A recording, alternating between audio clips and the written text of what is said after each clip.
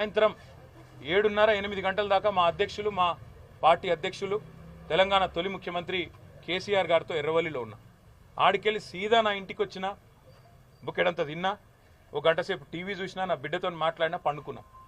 తెల్లారు లేచే వరకు 6 గంటలకు ఇవన్నీ చూసినా. నేను ఈ మెసేజ్లు ఏమవుతుందని నేనంటే 5 నిమిషాల దాకా అన్నీ ఉన్నా. చూసినరు ఎవరన్నా? ఇష్టం వచ్చినట్టు వార్తలు లేవచ్చా? నడుస్తూ వచ్చాం. మరి ఈరోజు మమ్మల్ని రాజకీయంగా మాకు సమాధానం చెప్పే సమర్థత లేదు. రాజకీయంగా మేము లేవనెత్తిన ప్రశ్నలకు వివరణాత్మకంగా ప్రజల్ని సంతృప్తిపరిచే విధంగా, ప్రజల్ని సాటిస్ఫై చేసే విధంగా సమాధానం చెప్పే పరిస్థితి అంతకంటే లేదు. వారు మేము ఇరుకున పెట్టే విధంగా వారిని ఏ ప్రశ్నలు అయితే వారిని అడుగుతున్నామో 6 గ్యారెంటీల అమలు విషయం కావచ్చు, ఇంకా చాలా విషయాలు కావచ్చు, వాటి మీద కూడా ఇవాళ కనీసం ప్రభుత్వంలో ఏ ఒక్కరు కూడా ముందుకొచ్చి జవాబు చెప్పే పరిస్థితి లేదు.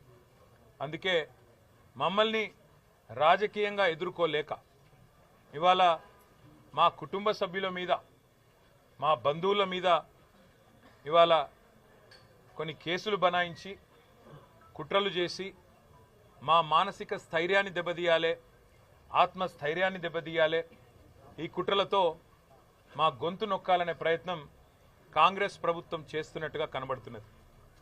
కానీ నేను కాంగ్రెస్ నాయకత్వానికి, అది రేవంత్ రెడ్డి కావచ్చు, రాహుల్ గాంధీ కావచ్చు, చెప్పేది ఒకటే: మేము ఉద్యమంలో అడుగుపెట్టిన నాడే సావుకు తెగించొచ్చిన వాళ్ళం.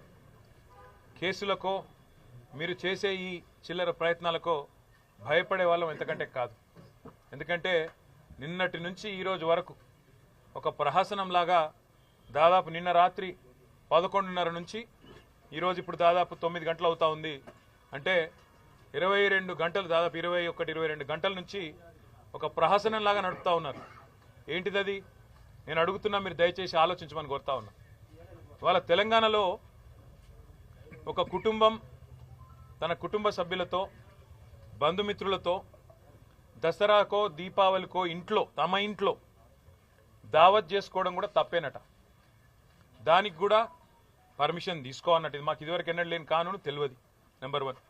రెండోది, మాకు విచిత్రంగా అనిపించింది ఒకటి ఏంటంటే, వచ్చి ఈరోజు వరకు ఫామ్ హౌస్ అంటారు. అది ఫామ్ హౌస్ కాదు, అది నా బావమరిది రాజ్ పాకాల ఉండే ఇల్లు. ఆయన మొత్తం ఇక్కడ ఒక హైదరాబాద్లో ఒక గేటెడ్ కమ్యూనిటీలో ఉంటుండే.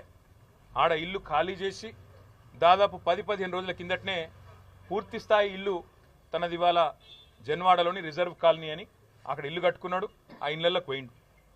ఇళ్లలోకి పోయినప్పుడు పిలవలేకపోయిండు అందరినీ, బంధువులను కానీ మిత్రులను కానీ.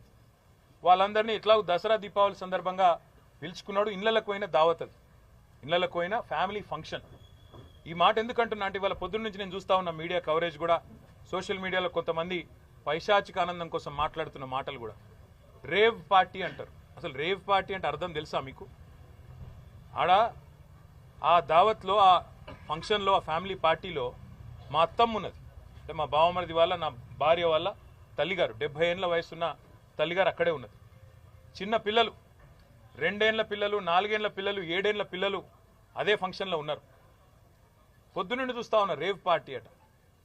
కుటుంబం మొత్తం 2, 4, 7 ఏళ్ల వయసున్న పిల్లల నుంచి మొదలు పెడితే 70 ఏళ్ల వయసున్న పెద్దావిడ దాకా అక్కడ ఉంటే, ఒక కుటుంబం అంతా బంధుమిత్రులతో కలిసి భోజనం చేస్తుంటే అందులో మందు కూడా సేవించవచ్చు, నేను కాదనట్లేదు. దాన్ని ఒక భూతద్దంలో పెట్టి రేవ్ పార్టీ అని ఇవాళ పైశాచిక ఆనందం పొందుతున్న కొంతమందికి నేను చెప్తా ఉన్నా, అది నా బావమరిది ఇల్లు. అక్కడ జరిగింది ఒక ఫ్యామిలీ ఫ్రెండ్స్ గ్యాదరింగ్. కొద్ది నుంచి ఇంకో మాట కూడా నేను చూస్తా ఉన్నా. పురుషులు మహిళలు, వాళ్ళు పురుషులు మహిళలు కాదు, భార్య భర్తలు, కుటుంబ సభ్యులు, వాళ్ళని కూడా విరదీసి పురుషులు మహిళలు అని చెప్పి కొన్ని అనుమానాలు కలిగే విధంగా ప్రచారం చేయడం. చివరికి దాదాపు 21 గంటలు శోధించి పరిశోధించి పట్టుకున్నది ఏంటిది? కొండం దవ్వి ఎల్కన్ పట్టిన చందంగా. ఇవాళ ఒకసారి ఆలోచించండి. ఇప్పటిదాకా మీరు చూసే ఉంటారు, పొద్దున ఒక ఎక్సైజ్ సూపరింటెండెంట్ గారు చెప్పినారు. ఎక్సైజ్ సూపరింటెండెంట్ గారు, ఆమె పేరు నాకు తెలియదు.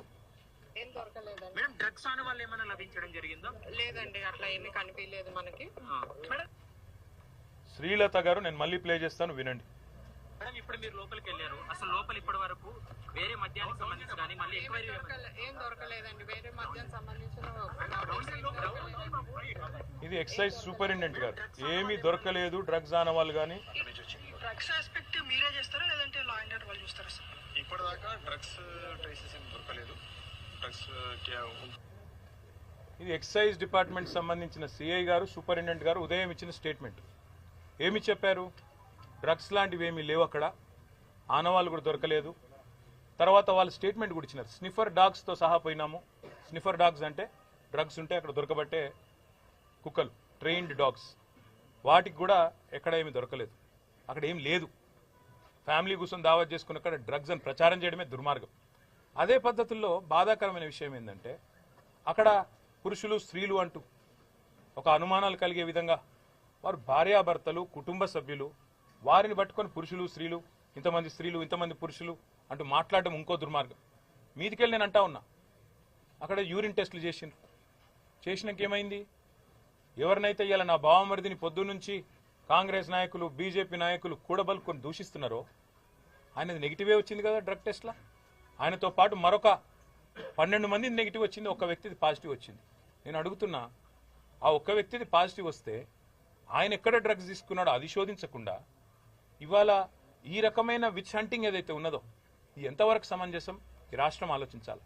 నిజంగానే అక్కడ ఏమైనా దొరికినింటే నేను ఆలోచించమని కోరుతున్నా. స్పష్టంగా చెప్పినారు ఎక్సైజ్ సూపరింటెండెంట్ గారు, సిఐ గారు, అక్కడ ఏమీ లేదు, చాలా గంటలు మేము వెతికినాము, స్నిఫర్ డాగ్స్ కూడా తీసుకొని పోయినాము, అక్కడ ఏమీ దొరకలేదు. ఒకటే ఒక్కటి దొరికిందంట, 4 బాటిల్ ఉండాలంట, 4 లీటర్లు, 7 బాటిల్ ఎక్కువ దొరికినాయి, ఆ కేసు పెడుతున్నామని చెప్పినారు. కేసు అదైతే పొద్దున ఎక్సైజ్